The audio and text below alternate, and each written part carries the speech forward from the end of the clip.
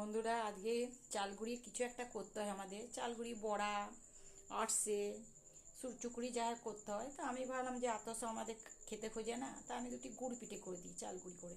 তো এই যে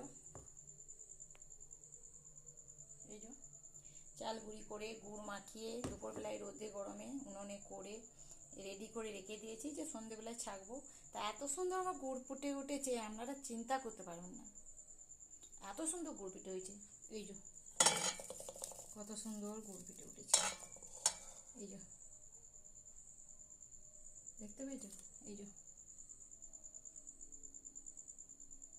এই যে কত সুন্দর গুড় পিঠে উঠেছে। কত কষ্ট করে করে যদি এরকম হয়, কত মনটা খারাপ হয়ে যায়। হলো না, মানে এটা নষ্ট হয়ে গেল। দেখি কি করা যায়, করতে পারলাম না গুড় পিঠে।